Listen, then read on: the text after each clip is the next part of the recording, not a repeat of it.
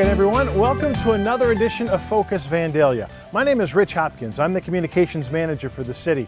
And on today's program, we'll talk with Montgomery County Auditor Karl, let you know why strangers might be rolling up and down your street taking pictures of your house. We've also got the latest information on a new and unique way to enjoy our Vandalia Recreation Center, and we'll tell you all about a senior bazaar coming up in October. But our first stop today is right here at the Vandalia Division of Police. Now, assessors from a national accreditation agency have been here in the division for the last several days, taking a look to see if Vandalia's police department makes the grade. For the past few weeks, the word of the day at the Vandalia Division of Police has been a simple one: CALEA. CALEA is an acronym for the Commission for Accreditation for Law Enforcement. And the commission itself, they came about because they were looking for ways to standardize procedures across the country. And they have 470 standards that they kind of like for departments to all kind of go by the same things. They don't tell you how to write your policies, but they like for you to follow their guidelines. Swafford says the CALEA process looks closely at policies, procedures, and guidelines to guide a police division into the future. Right now, throughout the United States and Canada, and really worldwide, there are about 900 to 1,000 agencies that are accredited. And if you take a look at, there are well over 10,000 police departments across the world. It's a pretty good thing to be accredited. The Vandalia Division of Police has gone through the accreditation process 7 times over the past 21 years. Agencies achieve accreditation for 3 years at a time. Every 3 years we get reaccredited, they call it. This is our 6th reaccred, so that means we've been through the process 7 times, and it's every 3 years. So over 21 years now we've been accredited. They come in, they look at our policies, they look at our standards and how we adapt and how we shows that we're meeting those policies. They talk to the officers. They come out, they ride with the officers while they're here. They talk to citizens. They talk to people here at city, the council members, and they look to see if we're doing what we say we're doing. Swafford says the key to a successful accreditation review is to have all levels of the agency working together throughout the year. Our guys take a lot of pride in the department. They take a lot of pride in the CALEA process. I also want to state that Mary Showers is our accreditation manager, and she did another phenomenal job. She always does. But the CALEA process for the department is a buy-in across the department wide, and it gives us a chance to show what we're doing. What they're doing at Stone Quarry Crossings, meanwhile, involves construction. A lot of it. Assistant City Manager Greg Shackelford says the Stone Quarry Crossings development's newest resident is moving closer to opening an active construction site. If all goes according to plan, hopefully they'll close on the land sometime in September and then start pushing the dirt around in October. So that'd be great. White Castle Company officials are still working to put together all the loose ends needed to begin moving heavy equipment onto the site. They're going to probably start setting up shop in the next few months with the job center. So again, for those of you out there that may be looking for employment opportunities, the job center, we have an account representative there. The lady's name is Judy Kenny, and Judy's going to start working with White Castle probably in the next couple months, and then they'll use the facility for the job center to do off-site interviewing while they begin the construction. And as the White Castle plant and the more than 100 jobs that go with it are on the front end of a construction project, White Castle's neighbor across the street is already open for business. Shackelford says Carter Logistics is planning a ribbon-cutting ceremony for late October. Now that they're here, they've been actually operating it since May. They really want to try to spread the word. As you and I, from when we were out there, they've got about 70,000 square feet of space that they want to try to fill up with new business opportunities and or potentially to lease that out to maybe another company. There's also good news to report from Vandalia's Northwoods Business Park, located on the eastern edge of the city. All Service Plastic Molding is moving in new equipment at their new location. They've got about 63 different types of operating presses and injection molding pieces of equipment that were new as part of this project, as well as what's existing at other facilities, that their plan is over like a 16-month period, they're going to bring all those in and get them functional. And before the new building is 100% functional, ASPM company officials say they're already outgrowing the facility and looking to expand. Their plan is they've already constructed a 140,000 square foot facility. They want to add an additional expansion onto the property that would be about 45,000 square feet. That would also be manufacturing and shipping area. And finally, on the economic development front, a local company looking to grow right here in Vandalia.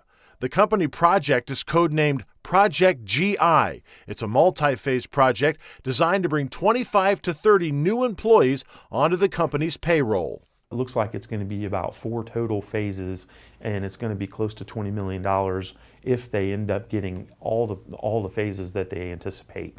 So that's really good news for us. That'll be about 35 jobs, very good high-paying jobs that would be on average about $70,000 per year. So that's another exciting, really good for the tax base for our city, and another growing company that just makes things really stronger. Many folks use the Vandalia Recreation Center to get stronger, and now a new offer on the table will make it easier and more affordable for folks to try out and use the center. Facility manager Elaine Kaler says the center is now offering a trial membership for those who'd rather try before they buy. We are going to extend our 3-month trial membership that it can be sold 12 months out of the year. We used to have just certain days that certain months that we would sell it, but now we're going to extend it, seeing that people can go ahead and try out the recreation center, see what they like, see what they would utilize, and then if they want to, we're offering a discount, so 50% of their 3-month membership cost can go towards an annual membership. Kaler says the 3-month membership is perfect for a wide range of people. The 3-month membership is also good for snowbirds who are only here certain months out of the year. They can even purchase 2 3-month memberships, so therefore it gets them to 6 months. Also for college students, we're going to be working on a deal for them that they can purchase that 3-month membership, and whenever they're home for summer break or Christmas, winter break, they can utilize the center as well. Getting started on a 3-month membership is easy. All you have to do is come up to the Vandalia Recreation Center front desk, let them know that you want the 3-month membership. Our front desk attendants will kind of go over that information with you, and then it's just a matter of filling out the paperwork and printing out your pass. Also out of our Parks and Recreation Department, plans are underway for the 2012 Vandalia Senior Citizen Center Holiday Bazaar. Recreation Supervisor Ted Wigman says this annual event goes a long way towards funding special projects all year long. Whatever they raise in funds goes into their treasury, and then they're able to take those funds later on down the road and give scholarships to students. They give donations to Ronald McDonald House, some other charities and things. What exactly is available at the bazaar? Just about anything you can imagine. Everybody pulls together, brings all these things in, whether it's baked goods, whether it's crafts, whether it's quilts. We'll have a lunch set up in the kitchen where you can come in and get a lunch with sandwiches and cabbage rolls and those kind of things. Homemade baked goods, anything you ever thought about wanting to eat. Homemade baked goods, cookies, pies, cakes, all of those things. They also bring in what we call a trash and treasures table, where they'll bring in things from the house that they might no longer want or donate to the bazaar, and then they sell it. A tradition each year is the raffling off of a very special handmade item. And one of the big things is they make one huge quilt every year that they take raffle, people fill out raffle slips for, 2 chances for $1. And that's one of the larger fundraisers that they do during the bazaar. And then somebody's lucky enough to get this beautiful quilt every year. The Senior Citizens Bazaar is Saturday, October the 6th from 9 in the morning until 2 in the afternoon, with organizers suggesting you get here early in the day for the best selection. Wigman says you may also want to keep the following day, Sunday, October the 7th, open as well, as a huge special event will be held at the center. As we finish up the bazaar at 2 o'clock, the people will come in, move all of the bazaar stuff into wherever we can store it, and the Rose folks will come in and completely convert this place into a rose show with all of the tables and whatever set up for the roses, and then that'll go on Sunday. The Vandalia Senior Citizen Center has more than 600 members from across the Dayton region. You know, the Senior Center is a great place to go. We've got members from as far south as Beaver Creek and Miamisburg, and we got members as far north as Sydney. So we're drawing from the complete area around here, and I think the folks that come in on a regular basis really enjoy coming back to the place. If you're coming back to the Vandalia Municipal Building anytime in the next few weeks, be sure to check out the latest art exhibit hanging there. The framed photos on the wall are the entries in the first ever Vandalia Photography Contest. In all, 25 entries were submitted for a chance at cash prizes for the winners in both the amateur and the professional division. Every photo had to be taken in Vandalia within the past couple years. The photos show a wide array of what life in Vandalia has to offer. And as you can see by the entries, there are some very talented photographers here in our city. And finally today, a heads up from Montgomery County Auditor Karl Keith. Don't be surprised if someone from his office shows up at your home with camera in hand. Keith says it's part of a much larger project. Ohio law requires counties to update their property records once every 6 years and to reset property values by visual inspection once every 6 years. Now, midway through that 6-year cycle, we do a market update. So the last time we did a visual inspection, a revaluation in Montgomery County was 2008. So we are scheduled to complete another one in 2014. In order to meet that mandated 2014 deadline, Keith says his office has been hard at work moving forward with a multi-phase approach.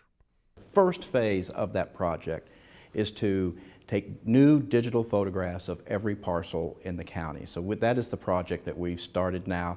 Again, we want to complete this whole project by 2014, so we are in the field now in 2012, so because there are 250,000 parcels in Montgomery County, so it takes us a while.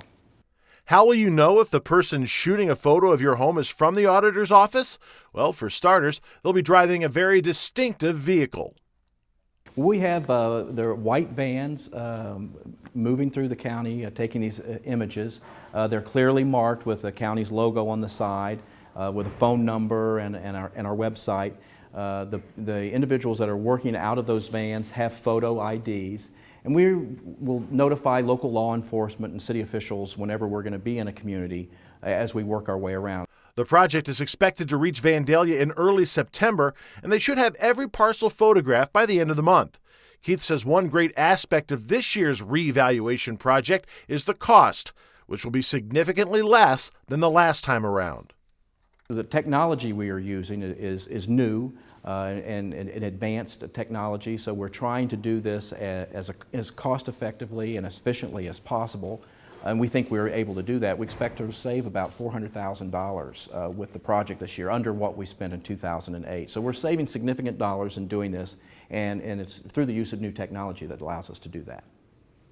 If you'd like more information on the photo project, you can check out a special website that gives you the whole story. It's www.mcreval.org. That's mcreval.org. We encourage people to visit that website and find out more information about the project. There's answers to frequently asked questions. There's a schedule, so it indicates where we will be, when. And there's just some general information about the revaluation process in general. There's a video, and so there's a lot of useful information there. A couple of important things to remember about the photo project. Number one, all of the photographers will have identification, so if you're curious, you can always ask. Another thing is, most of the pictures will be taken right here on the street. It's only if there's an obstructed view that photographers will step onto your property. The whole project begins in late August. It should wrap up by the end of September. That's going to do it for this edition of Focus Vandalia. I'm Rich Hopkins. Thanks for watching, and we'll see you next time.